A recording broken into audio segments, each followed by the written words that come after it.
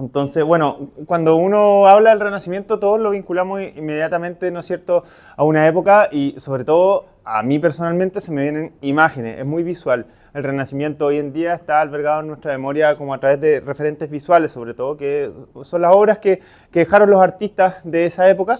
Y generalmente pensamos en la Capilla Sixtina, pensamos en Leonardo da Vinci, pensamos en algunas esculturas en mármol, y etc. Es como bien fácil, uno se va inmediatamente también a Italia, ¿no es cierto?, a Florencia, a Roma, a todos esos lugares en los que han tenido la posibilidad de viajar.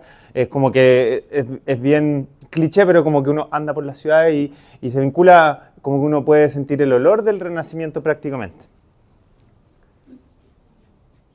Y yo quería partir esta presentación contándoles un poco cómo lo enfrenté. Entonces, primero dije, ya, me tocó hablar del Renacimiento. Entonces dije, voy a tratar de sacarme todos los conceptos que tengo ya instalados en mi cabeza respecto al Renacimiento.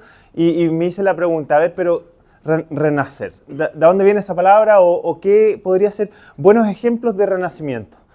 Renacer implica morir, ¿no es cierto?, como por definición. Entonces pensé, ¿quién o quiénes mueren y renacen como de manera constante y también sin pagar un precio? Y pensé al tiro, en mi mente súper sofisticada, súper metido en temas complejos del arte, pensé en los Tamagotchi. Y dije, el Tamagotchi en realidad muere y revive con tanta facilidad, uno le perdía un poquito la atención y se moría, pero era muy fácil, se revive y no había pena. Y después descubrí, y que me partió el corazón, que hay Tamagotchis que están programados para que cuando mueran no reviven más. Entonces tuve que dejar el tema del Tamagotchi de lado porque ya estaba como muy afectado emocionalmente y seguí adelante pensando en otros ejemplos del arte que pudieran ser relevantes, sobre todo en mi historia, de personajes o seres que mueran y que revivan. Entonces fui a dar con nada más y nada menos que uno de los principales referentes en mi historia como pintor hoy, diría yo que fue la animación japonesa, que fue a partir de lo que yo empecé a dibujar, copiando monos. Creo que sería muy grave de mi parte no contarles que esa es mi principal escuela, la copia. La copia, pero la copia no es suficiente. La copia necesita algo más para poder, en el fondo, transformarse en una creación. Y ya les voy a hablar sobre lo que yo creo que es lo esencial. La copia es el 50% y el otro 50% que requiere este proceso creativo para que nosotros podamos llegar a algo nuevo. Entonces, bueno, Goku, para todos los que vimos animación japonesa y Dragon Ball Z sobre todo, Goku muere y revive una cantidad de veces y cada vez que muere revive más fuerte. Y creo que hay un punto ahí súper interesante. Creo que tiene que ver un poco como con la evolución y la progresión de la historia del arte en la humanidad. Y el tercer caso, lo pensé, no sé si a alguien se le ocurre, lo busqué en Google, me salió esta imagen, dije, lo resume bastante bien. Probablemente a muchos de ustedes les ha pasado esto. ¿Qué está viviendo esta señora en ese momento cuando le sacaron esa foto? No es un infarto, es una crisis de pánico. Pensé también, yo habiéndolo experimentado en el pasado, que luego una crisis de pánico, no sé si a todos les ha pasado, a algunos puede que se las desayunen con más frecuencia que otros, pero uno también, hay procesos personales que tienen que ver con la salud mental, que son como morir y uno como que después vuelve a nacer. Y eso también me pareció que era bien relevante. Pero después dije, ya, pongámonos serio, Wikipedia, y le pregunté a Wikipedia, ok, pero ¿qué es realmente el Renacimiento? Y me llevé, no una sorpresa, pero sí cambié al tiro el foco desde donde lo estaba mirando. Y me quedé con esta definición, que es bastante fome. Renacimiento es el nombre dado en el siglo movimiento cultural. Me quedo solo con eso. Y dije, ok, entonces cuando hablamos de Renacimiento ya no hablamos de individuos, sino que hablamos de movimientos colectivos. Me encontré con otra palabra que me llamó mucho la atención, que se habla de que el Renacimiento es una reivindicación. Voy a dar un poquito de contexto después para contarles lo que yo creo que es el Renacimiento. Y después me hice la pregunta, bueno, pero ¿y este término en qué momento nace? Alguien lo acuña en un momento específico y eso queda para la historia y queda ahí por siempre. Entonces, el Renacimiento, en términos muy básicos, porque no voy a enfocar en esta parte que no es, me parece como la más fome de todas, el Renacimiento es una época, ¿no es cierto?, que tiene un margen de tiempo que se caracteriza por varias cosas, pero sobre todo es una época que viene después de la Edad Media. Recordemos que la Edad Media fue un periodo de cientos y cientos de años, de mil y tantos años, en las cuales los historiadores del arte dicen que no hubo mucha evolución, estuvo bastante reglado y normado por la Iglesia y los temas eran estrictamente religiosos y a discutir, pero en general es difícil diferenciar, o un poco más difícil diferenciar a los artistas, eran bastante anónimos también, y todos los podemos recordar como si alguien ha ido a alguna galería o museo en Europa, hay salones y salones llenos de lo que es pintura medieval, y en general es la Madonna con su hijo, es como un tema hiper recurrente. Fondos dorados, todos lo tenemos también en el imaginario. Luego entonces, en el Renacimiento, se pretende reivindicar la época y retoman los valores de lo que es la antigua Grecia, la cultura clásica, en los cuales la observación es que había un entendimiento muy profundo de la naturaleza humana. Entonces se busca retomar un poco ese naturalismo de la cultura clásica, que recordemos que después de la invasión del Imperio Romano se destruyó prácticamente todo, entonces quedan vestigios y quedan algunos textos, y en el Renacimiento, que se da sobre todo en Florencia, los artistas empiezan a estudiar la cultura clásica y empiezan a humanizar un poco el arte. Entonces, los modelos que venían de la Edad Media, súper toscos, súper rígidos, estilizados y muy sintéticos, hiper religiosos, empiezan a volverse un poquito más humanos. Empieza a aparecer la luz y una serie de otras cosas que tampoco vamos a profundizar, pero las posturas cambian, la idea de movimiento empieza a ser un poco menos estático, un poco más naturalista. Él se llama Giorgio Vasari. Vasari es el culpable o el responsable del término Renacimiento. Él fue arquitecto, pintor y escultor, y otras cosas que ya desconozco, pero en el fondo era como un hombre humanista que de hecho trabajó para los Medici, que eran los mecenas de la época, y es el arquitecto que es responsable de la Galería Uffizi, que era la antigua oficina de los Medici, que eran los principales mecenas banqueros de Florencia, y actualmente una de las galerías enfocadas al Renacimiento más importantes del mundo, si no la más importante. Él escribió un libro que le dio mucha fama, que se llama La vida de los grandes artistas, pero el nombre es más largo y está en italiano, pero lo vamos a resumir así. Y en el fondo era un copuchento porque él escribía sobre como puros temas relacionados a la vida de las personas, y también escribió sobre historia del arte, pero sobre todo era alguien que sabía todo. O sea, es como un Ítalo Pasalagua del arte, que es un título que me he ganado yo muchas veces entre mis amigos, pero en el fondo también, además de ser un gran artista en toda su área, él se dedicó a registrar lo que estaba pasando. Y él denomina entonces que el movimiento, él desde el 1500, Renacimiento parte a finales del 1300 más o menos, y él lo tilda y le pone el nombre, que esto era el Renacimiento, y lo describe un poco, y un poco explica que esto viene de la cultura clásica, etc. Entonces yo me puse a pensar y pensé que era bastante despectivo esto que él hacía, porque como dije, cuando uno habla del Renacimiento, eso implica haber muerto. Y eso quiere decir que en el fondo la Edad Media la termina encapsulando en algo que es una época muerta. Y lo encuentro bastante injusto porque hoy tenemos una visión bastante distinta de lo que fue la Edad Media respecto a en esos tiempos, que probablemente lo veían como algo súper estático. Hoy en día se estudia y si bien fue muy largo y la Iglesia logró sostener ese dogma, tiene muchísimos más intereses de los que se creían en ese entonces. Pero de todas maneras, él es el responsable del término, y eso es interesante pensar porque el Renacimiento es algo que en el fondo aparece en un momento conceptualmente y ahora está instalado. Y yo quisiera en esta charla tratar de desfrascarlo de lo que es exclusivamente esa época, y para que juntos como que empecemos a redefinir lo que es el Renacimiento y veamos que esto es algo que sucede constantemente y es bastante cíclico en la historia del arte, en la historia de la humanidad y también en las historias personales. Como que creo que uno tiene también como el derecho de morir y revivir cuantas veces quiera, cual gato, porque eso implica crecimiento y también creación. Ahí hay un ejemplo bastante emblemático de lo que es una escultura clásica. Esa escultura es de Policleto y se llama Doríforo. Y define bastante, como de manera así, bien simbólica, lo que fueron como las proporciones perfectas. Él se caracterizó, sobre todo con esa escultura, por haber como definido un poco lo que es la armonía, las proporciones, y encontrar a través de la matemática cómo se proporciona un cuerpo. Y es bien interesante porque después la Edad Media eso se pierde, todo se estiliza, en base a otros objetivos, y después el Renacimiento se retoma. Entonces, voy a volver a tocar ese tema.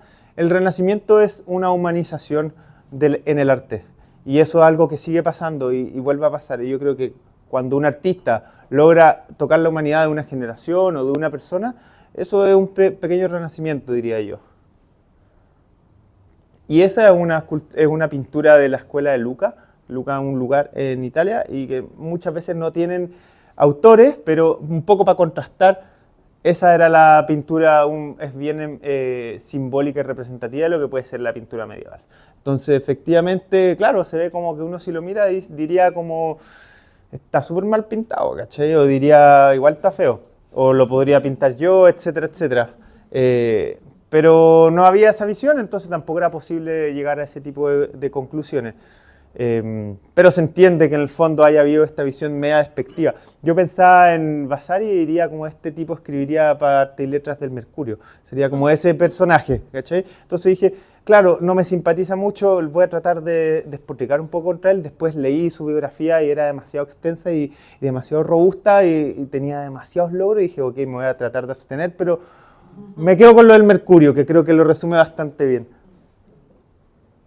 Esa es una obra bastante conocida por todos, La Virgen sobre las Rocas, de Da Vinci. Entonces, es interesante esto, como mirar eso y mirar que se pasó a eso. O sea, hay una evolución igual, una evolución discutible, pero hay una evolución. Cambia, para bien o para mal, cambia. Yo creo que el cambio siempre es para bien, en todo caso. Y el cambio es muy marcado. Por eso esa época es tan particular, porque es súper fácil de identificar. Así que en ese sentido Vasari tampoco tiene grandes logros. Cualquiera de nosotros lo hubiera podido notar si hubiera vivido en esa época. Entonces, un poco pasa esto, que yo lo encuentro injusto y lo encuentro medio tirano, pero es. Esto sí, esto no, que es un poco a lo que dice Vasari. Y me quedé pensando y dije, ya, esto pasa más. Esto pasa todo el rato, pasa en diferentes ámbitos. Y pensé en un caso un poquito más actual. Y dije, a Marcianeque le pasa exactamente lo mismo que le pasaba a la escuela de Luca, o sea, y a los pintores de la Edad Media. No quiero decir en ese sentido hacer una comparación tan ridícula, pero es bastante asertiva. Entonces, por ejemplo, yo hace un tiempo puse Marcianeque, estaba en mi casa, y estaban mis papás, había unos tíos, y dije, esto no es música, ¿cachai? Y como que dije, esto es típico, esto siempre pasa, que en el fondo hay una generación que establece que hay algo que no está a la altura y luego lo comparan con algo que sí está a la altura. Entonces dije ya, pero Marcianeque no, entonces ¿quién sí? Andrea Bocelli, obvio que sí, porque Andrea Bocelli es más elegante, porque también tiene una semblanza en lo clásico, porque domina muy bien su voz, porque su voz es indiscutible. Entonces pasa que a veces lo indiscutible toma demasiada fuerza en el gusto de las personas. Y a eso yo quiero decir que cuando hablamos de renacimiento y de reivindicación, diría yo que está sobre todo más asociado a un tema de gustos, porque pasa el tiempo y nosotros hoy tenemos otra mirada sobre los artes que en algún momento se establecieron como menores. Entonces, yo creo que acá también hay un tema de gustos y hay un juicio moral. Y eso es súper relevante también como mirar la historia del arte. Y creo que hay que tratar de mirar un poco fuera de eso porque eso no nos deja ver y finalmente en qué quedamos en las críticas de arte del Mercurio que son tremendamente aburridas. Nunca haber una crítica de arte en Arte y Letras sobre Marcianeque, que sería súper interesante ver. Jamás pasaría, no es el medio. Pero ¿a qué voy con todo esto? Creo que hay algo de snobismo en Vasari y en el Renacimiento también. Entonces, vamos ahora a tratar, después de haber hecho esta pequeña introducción, tratar de salir de este snobismo y hablar de cosas un poco más entretenidas. Esto es lo que yo considero que es para mí el Renacimiento. Tiene tres acciones, digamos. Primero, revisitar el pasado. Creo que es un ejercicio básico para todos los que nos dedicamos a la creatividad. Hay que conocer lo que hay, lo que ha habido. Hay que tener un respeto hacia la humanidad y hacia la historia. Uno tiene que estudiar el pasado porque lo que a uno se le ocurrió, lo que uno hace no es nuevo. Entonces hay que estudiar aquellos referentes que lo han hecho bien o que han logrado llegar a ciertas conclusiones para partir desde una base. Eso es lo que creo que es lo más importante. Luego hay que mezclar eso con algo, con lo que sea, pero hay que mezclarlo porque si no es una copia. Y yo creo que si bien yo les conté que yo partí copiando, lo mezclé con algo que en ese entonces no sabía todavía lo que era y me tomó bastante tiempo saber con qué tenía que mezclarlo, pero eso antiguo hay que mezclarlo con algo personal. Y así solamente uno puede escribir el futuro, como con libertad. Creo yo que ese es el renacimiento para mí. No es en realidad una visión así tan melancólica y nostálgica de un periodo del arte. Para mí el renacimiento es algo que es cíclico y que está ahí disponible y que es como una transformación, que tiene que ver con finalmente con crear algo nuevo. Pero uno no puede crear algo nuevo si de la nada, uno tiene que apoyarse en lo que ha habido. Y ahí tengo un par de ejemplos bien concretos de que son como inspiraciones para mí. ¿Alguien sabe quién es él? Ya, él se llama Jay Dilla. Jay Dilla fue un productor de hip hop súper importante para la historia. Y yo no soy muy entendido en producción musical, así que estuve conversando con un amigo y la otra vez me lo encontré en la plaza. Y él es del mundo de la música y le pregunté, le dije, ¿por qué Jay Dilla es tan importante? Porque es muy importante, estuvo detrás de A Tribe Called Quest, varios discos emblemáticos en la historia del hip hop, su música personal también es súper importante. Y él me explicó, me dijo, Jay Dilla lo que hizo es que él humanizó la MPC. La MPC es una máquina que programa ritmos, con la que trabajaron Los Prisioneros, por ejemplo, para el disco Corazones, es como con Depeche Mode también, como millones de bandas que trabajaron el sonido más electrónico. Ellos programaban los ritmos. ¿Qué hizo Jay Dilla? Él tocaba las canciones. Y finalmente había un ritmo que permanecía, pero todo se iba moviendo un poquito, porque él lo iba tocando y no lo cuantizaba. Cuando uno cuantiza un ritmo, le está diciendo a la máquina, muéveme todos los hi-hat justo en el patrón que corresponde, porque quiero que esto quede súper ordenado. Y él fue el primero que lo dejó así más humano. Entonces me quedé pensando y dije, pero eso es como muy parecido a lo que pasaba en el Renacimiento, que en el fondo se humanizó el arte. ¿Cachai? Él tomó algo antiguo, él sobre todo trabajaba con ritmos y con sonidos antiguos, porque él rescataba mucho del jazz, del soul, del funk, agarraba algo que existía, lo mezclaba y lo humanizaba. Y creó algo nuevo, cambió la historia del hip hop, cambió la historia de la música y se terminó transformando en un referente súper importante para todos los que escuchamos música afrodescendiente. Ahí está trabajando sobre sus máquinas, son básicamente máquinas de botones. Jay Dilla murió joven de una enfermedad, terminó programando sus últimas pistas en el hospital, sin máquinas, con un computador, y ya eran composiciones mucho más básicas, pero eso fue lo que cambió un poco la historia de la música. Entonces es interesante cómo al humanizar algo cambia la historia. Eso no es primera vez que pase y no iba a ser tampoco última. Luego tengo un referente local que para mí es súper relevante como inspiración. No sé si alguien ubica, es un tag de esta persona. Tag es una firma en el mundo del graffiti. ¿Alguien sabe quién es? Salvo los que sé que saben, que están... ¿Alguien del público? ¿Nadie sabe quién es? Ese es un tag de un grafitero antiguo, leyenda de Chile, se llama el Green. El Green fue súper importante para todos los que nos iniciamos en esto. Y el Green tomaba la tradición del graffiti. Él estudiaba o era arquitecto, pero le gustaba mucho la arquitectura. Entonces tomaba algunos referentes de arquitectura, el graffiti, el arte, el surrealismo, le gustaba Dalí, mezclaba todo y lograba hacer algo que se despegó de lo que existía. Y eso marcaba mucho. Uno iba en la calle, veía un Green y era reconocible y también era hiper vanguardista. Y él no lo inventó de la nada, él tomó algunas cosas, las mezcló a través de su matriz emocional y el resultado obviamente requería de bastante disciplina, talento, etc. Y él logró inventar algo que no existía y que hasta el día de hoy sigue siendo súper relevante para la historia del grafiti. Aquí rescaté unas fotos antiguas que encontré en baja resolución, esto debe ser del 2000 o por ahí. Una época donde tampoco habían latas de grafiti, o sea, ellos inventaban las herramientas, me parece súper notable lo que pasó. Yo considero que eso es el renacimiento que hubo acá en el ámbito del arte urbano en una época donde no había internet.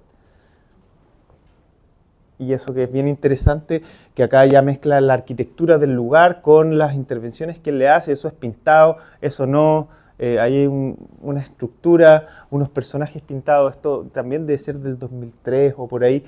Me parece súper importante también buscar inspiración cerca, porque si no también nos volvemos muy snob, siempre buscando así en la pintura europea, que ha sido siempre mi caso, pero ha habido mucho cerca que a mí me ha marcado y quería compartirle esto, el green creo que nos marcó a todos.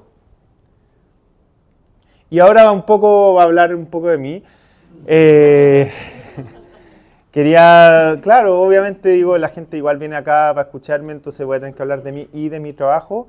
Y tendría que partir como tratando de definirme, así como yo de chico o yo de grande. Yo creo que no han cambiado tantas cosas, salvo que ya tengo casi 40 años, pero en ese entonces siento que hay algo muy parecido. Y básicamente lo que yo siempre he sido es bacán, ¿cachai? Como, o sea, se ve en la foto que eran bacán y yo creo que, espero eso lo van a tener que concluir ustedes eventualmente después de la charla si sigo siendo bacán, pero yo veo esa foto y yo encuentro que era bacán, ¿cachai?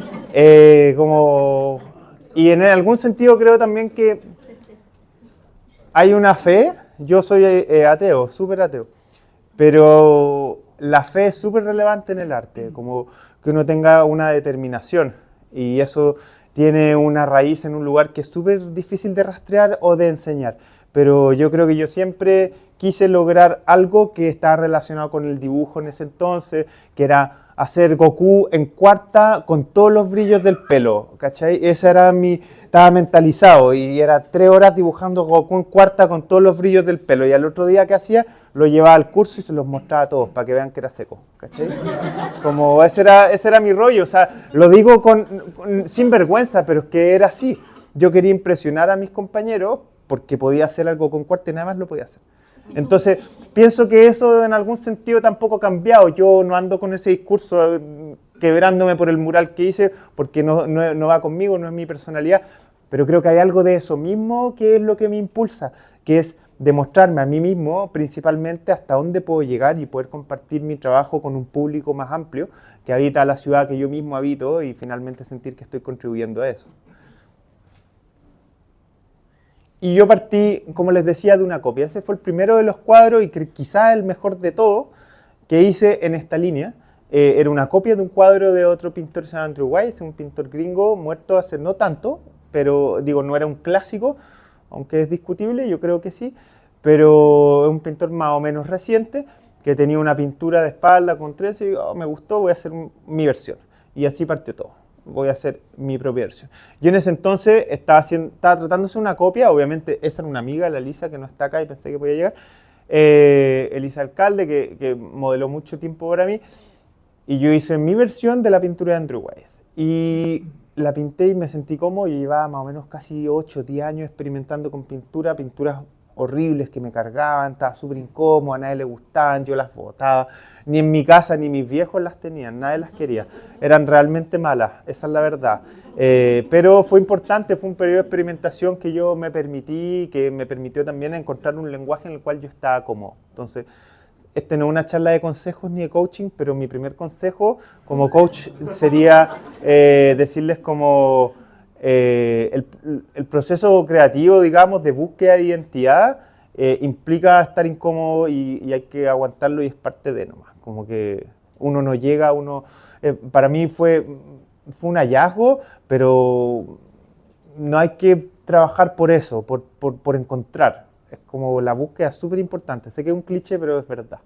Esa fue la primera pintura que yo hice y luego, en algún punto, pasamos a esto.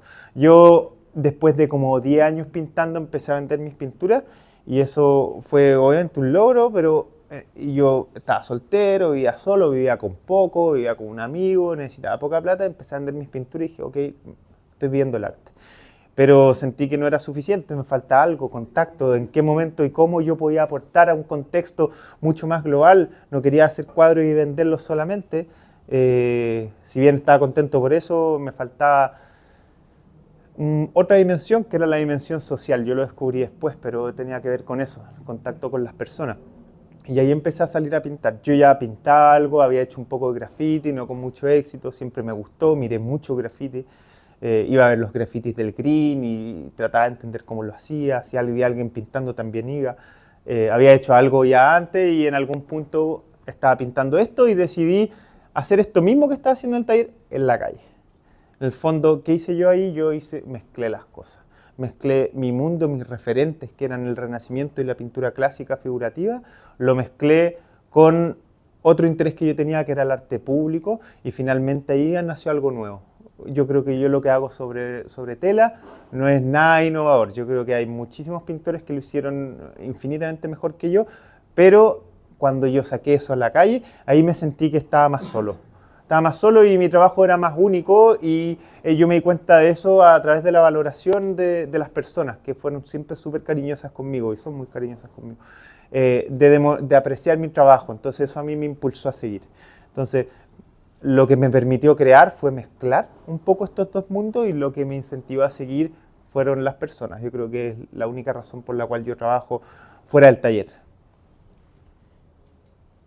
Y después de ese mural, que fue el 2015, me invitaron a pintar en el Museo Ciudad Libertad en San Miguel, con un mural conocido, lo cual era bastante raro para el Museo Ciudad Libertad San Miguel, porque llegaba gente mucho más consagrada, pero bueno, para mí digamos que fue un gran salto, y ese mural se llama China. Y que fue bien polémico porque en el fondo yo dije, tengo que hacer algo un poquito más popular, porque San Miguel es una población. Y dije, pero no quiero dárselos en bandeja tampoco, y yo vengo pintando esto también, que tiene ciertas razones plásticas, que tiene que ver con las transiciones de las luces, en el pelo, etc. Entonces yo vestí una de mis modelos con un traje de guasa china, que es un traje típico de mujer chilena no indígena, pero voy a mantener la misma modelo y todo, y me pareció que ese contraste también tiene un poco más que ver con mi visión del arte, que es como incomodar un poco, que las cosas a veces no sean solamente estéticas, pero que haya algo que en este caso genere un poco de reflexión o cuestionamiento. Ese mural todavía está, lo pueden ver, el anterior no está, es el único que me han borrado. Este es un mural que pinté en la calle Copiapó con un colega, Francisco Maturana. También está, se puede ver, está en bastante buen estado. Estuvimos 3 semanas y solo lo traigo a colación porque me parece que hubo algo distinto en este caso. Yo venía pintando estas modelos de espaldas, ¿no es cierto?, de pelos más claros, digamos, convengamos, lice, ¿ya? Y en este caso el tema era los oficios de barrio. Y nosotros dijimos, chao con los oficios de barrio, o sea, como que nos vamos a hacer la hueá que queramos, ¿cachai? Y ahí con mi colega dijimos, ¿sabéis qué? Hablemos sobre otro tema relacionado al oficio, la labor doméstica. En realidad acá debería darle bastante crédito a mi señora, que como que esto lo hemos discutido y yo a estas alturas tengo que reconocer que la idea fue de ella, pero es la única vez que lo voy a reconocer, de aquí en adelante nunca más, ¿ya? Igual va a quedar grabado, así que puede volver a la fuente, pero de aquí en adelante decidí, nunca más. Y decidimos hablar sobre los oficios domésticos no remunerados, que sobre todo que están relegados sobre todo a la mujer. Y encontramos a una persona que era una vecina del edificio, que es la tía Mari, que nos costó harto sacarla, y finalmente le sacamos una foto a ella. Era muy famosa entre los niños porque cuidaba niños, hacía basta, hacía uno que otro pololito, estaba sola y tenía un loro. Esa era como su vida. Vivía en un departamento bien chiquitito y le sacamos la foto y ella tejía a crochet. Mientras nos enseñó su técnica, nosotros le sacamos varias fotos, armamos una escenografía con objetos que tenían cierta carga para nosotros. Esa era la radio de mi abuelo, que está fallecido hace 1000 años, el cuchillo era de la casa de Francisco, ese era un costurero clásico de caja de galletas, y decidimos pintarla a ella y ponerla protagonista entonces en el mural. Y eso fue un primer giro en mi trabajo, porque en el fondo mi obra dejó de ser relevante. Y eso fue el primer alivio que tuve en algún sentido. Tuve la capacidad de poder adaptarme a los proyectos y a los diferentes contextos. Y creo que eso también tiene que ver un poco con mi visión del artista, que el artista tiene que estar más al servicio que un superautor que viene a decodificar la verdad encriptada. Creo que eso es súper snob también, y estamos acostumbrados a esas figuras, a no entender a los artistas. Son personajes ininteligibles, ¿cachai? Y yo quiero ser cercano nomás, cercano como unas sopaipillas, ¿cachai? Como algo así que está ahí, que todos lo podemos disfrutar y que podemos compartir ese gusto, no algo que es solo para ciertas personas o para los entendidos. Algunos detalles del mismo muro. Esto es de metro y metro, o sea, esto debe medir 12 metros de ancho, entonces se ve bien compactado, pero ahí la división, yo hice figura humana, mi compañero hizo los objetos, las naturalezas muertas, y el mantel lo pintamos los dos en conjunto. Ese es otro proyecto que es el Mercado Municipal de Osorno. Volví a pintar con Francisco. Y ahí eran dos, nos tocaron pintar portada y contraportada de esa estructura arquitectónica. Por dentro pintó otro compañero que se llama Joa, que es de Valparaíso. También lo trabajamos con Trama, que es la asociación de la que soy parte, el proyecto del que soy parte, junto a mi señora. No lo voy a apuntar para no ponerla roja, pero ahí está. Y este trataba sobre la vida del comerciante. Y nosotros armamos dos escenas, que era una escena en la mañana y una escena en la tarde. Y después de haber entrevistado a harta gente que eran vendedores ambulantes principalmente, nos decían que lo más complejo y difícil era dejar a los niños. Que quien vendía en la calle tenía que dejar a la familia. Entonces, son dos momentos. Ese es el momento, es en la mañana con la mantequilla de campo, ahí en la mesa, el niño ya está listo para el colegio y aparece por el lado la mamá o la abuela o quien sea que está a cargo, que se está preparando para salir. La otra vez discutimos si era la mañana o la tarde, pero yo soy el autor, así que yo mando. Hay algunos detalles. Y luego esa es la contraportada, en la cual llega la mamá o la abuela, el niño sigue todavía con la mochila puesta, está arreglando sus cajas de cartón, que es donde transportan mercadería. Entonces también, en algún sentido, es otro proyecto que viene a liberarme de la carga de, como que alguna vez me publicaron en un diario, era el pintor de las trenzas. Olvídalo, no soy el pintor de las trenzas, soy lo que yo quiera hacer, y que obviamente mi obra está asociada a esa temática, pero uno tiene la libertad de reinventarse y morir y revivir cuántas veces quiera cual Tamagotchi. Y ahí algunos detalles. Y ese es un proyecto el 2023, 2022, en Francia, en un festival. Primer gran logro para mi carrera profesional. Siempre quise participar de festivales internacionales, ser invitado para pintar y que me paguen el pasaje, y me pagaron un pasaje un poco honorario y me sentía una estrella, porque en verdad no, yo esto lo hice durante 7 años sin ver un peso y armaba yo los andamios pidiendo favores. Acá el Francisco sabe muy bien qué es eso. Francisco de Leñería me pintó una cantidad de fondos impresionante y la verdad es que fue mucha colaboración y buena voluntad de mis amigos y de invertir. Hay que invertir en sus proyectos, tienen que invertir, si es que hay fe, tienen que invertir. Y sueno como el dueño de, no sé, de Green Glass cuando les digo eso, pero lo cierto es que tienen que invertir su tiempo, ¿cachai? Hay que invertir tiempo y hay que creer que eso tiene sentido, porque si no, nadie lo va a hacer por usted, nadie te va a descubrir. También es un cliché, pero es cierto. Espero que esto no me cause problemas con... Igual me embarcaría en una disputa personal con el dueño de Green Glass, no lo conozco, pero estaría dispuesto a generar, si me ayudan con eso, etiquétenme y pongan siempre hashtag Green Glass, no sé cómo se llama, pero que lo estoy buscando y le quiero pegar. ¿Ya? Y ahora, y al final, quiero mostrarle el proceso de un proyecto puntual, porque esto nunca lo he compartido. Y creo que es interesante. Siempre dice, pero ¿cómo lo hacís cuando es muy grande? Y yo les voy a contar paso a paso cómo se hace un mural o cómo yo hice este mural, no sin poca ayuda de mi señora en ese entonces, señora de ahora, en ese entonces del proyecto, que no queden dudas de eso. Esto fue en Georgia, fue el segundo festival internacional que fui. Georgia pegado a Rusia, ahí para las organizadoras. Estuve muy cerca de su país, estaban súper asustados de su país, en Georgia, porque lo han tratado de absorber infinitas veces y lo han invadido, pero sé que no han sido ustedes personalmente, así que no hay temas personales. Pero es un país bien interesante porque tiene una identidad local muy fuerte, y yo siempre trabajo a partir de una foto.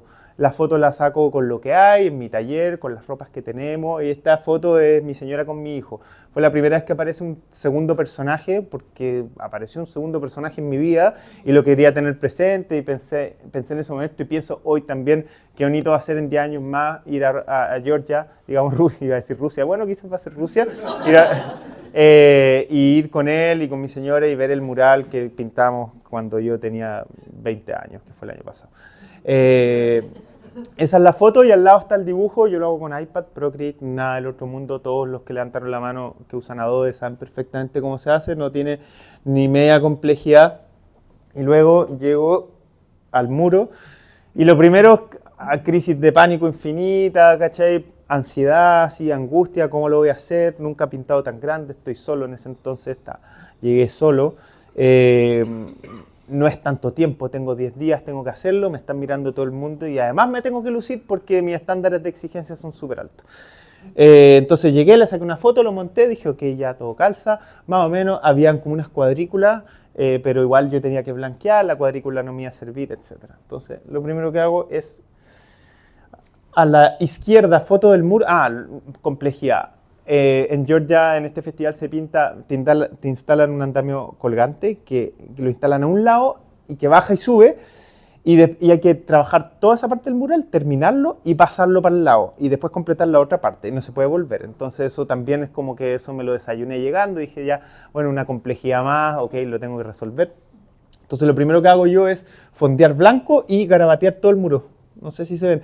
Y hago como un lenguaje que es reconocible, que yo puedo identificar. Ahí está la letra A, ahí hay como una espiral, ahí hay un 2, ahí hay un 1, un corazón, etc. Cosas que yo puedo nombrar en mi cabeza.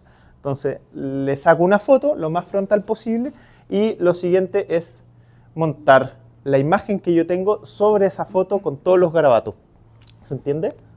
Ya. Y ahí yo con el celular voy viendo, ok, donde tengo entonces el 2, paso una línea justo por el 2 y al lado del círculo pasan estas dos líneas que tocan justo, y entonces ahí empiezo a generar un mapa de referencias que me permite moverme en esta superficie que tiene 30 metros de altura y como 10 de ancho, más o menos.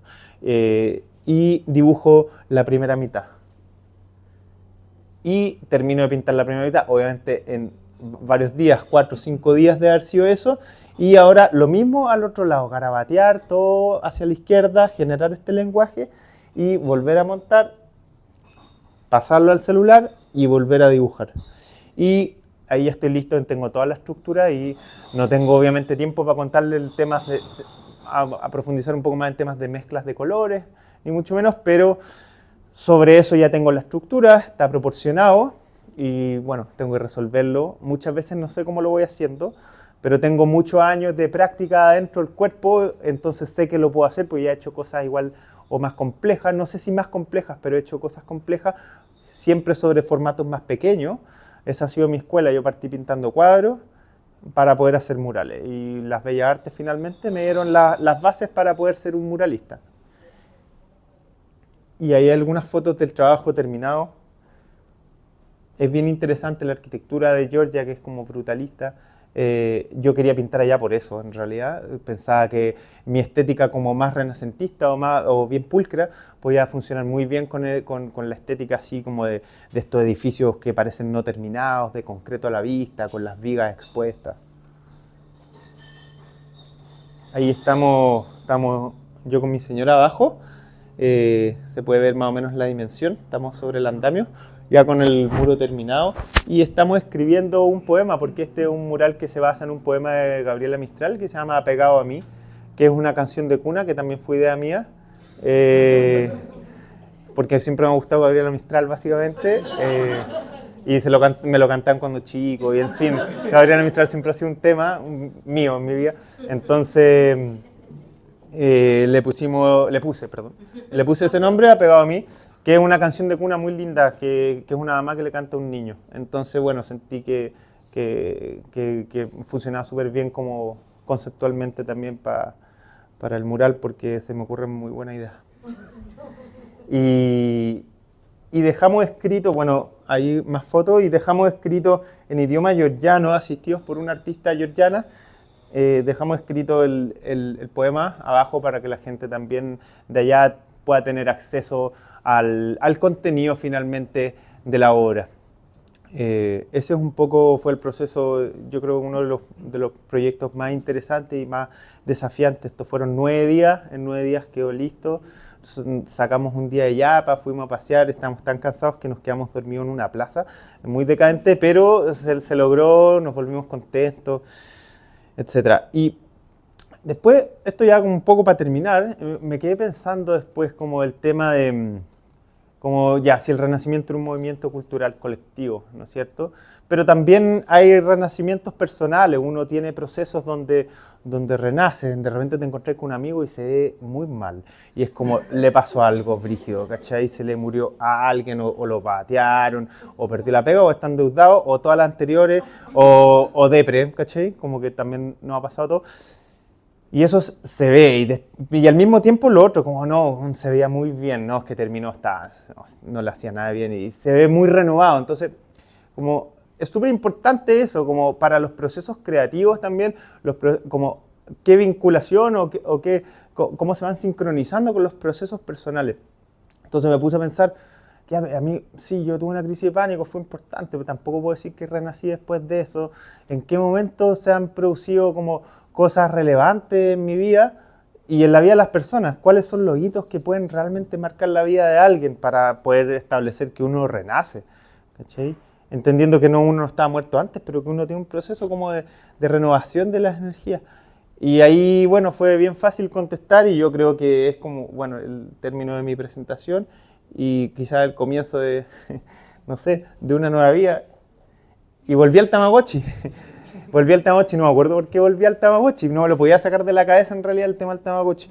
Y era muy tonto, y dije, oh, tengo tantas ideas que pueden ser mucho más interesantes, y volver a la idea del Tamagotchi, nacer, morir. Y dije, no, en realidad lo que realmente marca acá un hito es ser papá. Eso yo siento que, para mí, yo sé que esto suena como a partido libertario, ¿cachai? Pero nada más lejos. Pero quería solamente compartirles que para mí, por ejemplo, el haber sido padre fue una especie de renacimiento, con todas las dificultades que eso implica, porque uno no renace así como la de Fénix, ya voy a conquistar esta cima, así, son procesos complejos, pero donde yo al menos siento que uno como que renueva la energía y también la mirada, uno refresca un poco la mirada. A mí ser papá me refrescó la mirada. Yo creo que la paternidad o la maternidad es súper subjetivo, uno lo puede sentir adoptando un gatito o no sé, creo que es súper personal. A mí personalmente me pasó que ser papá me permitió tener una nueva mirada sobre las cosas, y también, una vez más, fue un segundo y quizás el alivio más grande que he sentido, que mi arte dejó de ser lo más relevante, ahora lo más relevante es otra persona, y eso me permite a mí hoy crear como con mayor libertad. Y creo que en ese sentido eso es como lo que siento que de eso se trata para mí el Renacimiento, como son procesos que nos humanizan, y eso se contagia. Así que eso, quiero agradecerle primero a la gente de Creative Mornings por esta oportunidad de hablarle a ustedes con este nivel de libertad que no lo tenía como profesor. Digamos, yo soy profesor, he trabajado en la universidad, en colegio, en mi taller tengo más libertades, pero este nivel de libertad no la tengo en esos contextos más academicistas. Así que, en segundo lugar, agradecerle a ustedes por haber venido a escucharme y ponerme atención, todas las caras así muy, muy fijas. Me acuerdo cuando hacía clase de niños de 9 años, que esto era el sueño. A Centro de Leñería, que ha estado ahí en mi carrera desde siempre. Yo soy el primer arrendatario de leñería en la historia, fue el año 2012. No soy arrendatario de acá, pero mi señora tiene su oficina acá con Trama, así que igual los visito bastante. A mi familia, que está siendo representada hoy por mi señora, también agradecerles porque todos estos proyectos, desde que al menos la conozco, son posibles gracias a que hay una persona que te deja llegar más allá. Y que te acompaña en ese sentido. Y no tengo más agradecimiento, así que eso, vamos a darle cierre con un aplauso grupal.